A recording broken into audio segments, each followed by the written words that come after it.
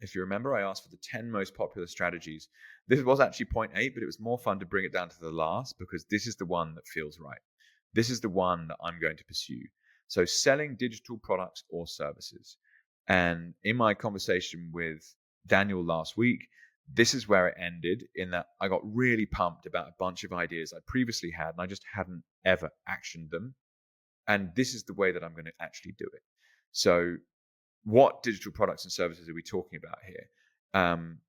That remains to be seen. I haven't actually built this yet. There will be lots of iteration and a lot of work still to go into this. But outside of my duties as a dad and as a husband, I create my podcast and I'm investing. I'm looking for ways to increase my net wealth.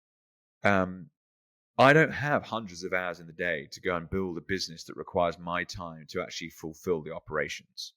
So what kind of digital product or service I offer, I hope to blend into my life seamlessly such that it doesn't irritate me and it doesn't take away from other areas of my life that I want to focus on. But equally can deliver huge value for the person, the customer that comes along and gets involved. And where I'm at is um, I think I'm going to build a course. And the course, well, let me just read through some of this. Some of the names I was throwing around, it's like, sack your financial advisor, solve the money problem, or the sovereign stack.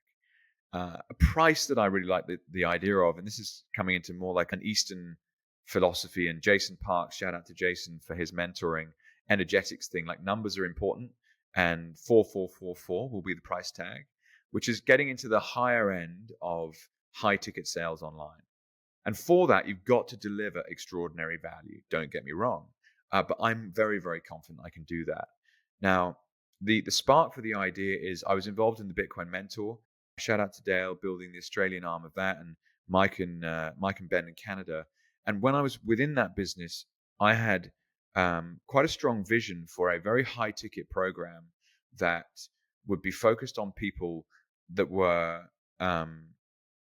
sitting on a net asset pile that was very valuable, but largely still in the traditional market and hadn't yet allocated to Bitcoin. And they're like, fuck, how do I do that?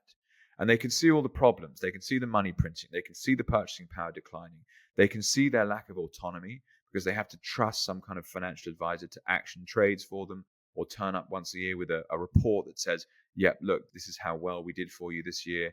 And they then fudge the numbers in their favor.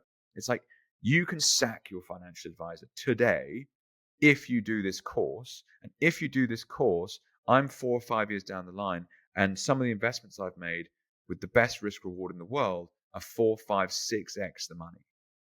And anyone can do this. And here you start batting in a territory where it's like you're buying from me because I've done this myself. And as a coach or a mentor, I can simply guide people through what worked for me and what didn't work. Like, don't waste your time doing that. That's not worth it. And this gets me fired up. I'm like, oh my God. Because when I was 20, my dad died. Fuck, what do you do? I had an inheritance. And actually I could even go as niche as that. So I think there's 3 different pools for online products that you can sell: wealth, health, and relationships. And I would obviously fall into the wealth category. And within that, it's then investing. And within that, it's then like a subcategory of crypto, and then a subcategory of Bitcoin only. And then actually you could then focus on someone specifically who has an inheritance. And they might, like someone who's built and sold a business, they are absolute experts in their niche and likely have other opportunities to double down in the area that they're very, very good at. But if someone is a teacher, or someone has been in the army, or someone is, a nurse, and a parent or an auntie or an uncle or a sibling has passed away, like heaven forbid, of course, there's an emotional side to this that is not obvious. And absolutely, I've been through. But then there's also the process of like, they're not money managers. They're not entrepreneurs. They have a very specific skill set for an employment contract. But how do you manage money? It's a whole new world. So that's a very high level, like, I know the problem inside out and I've solved it for myself. Could I productize that?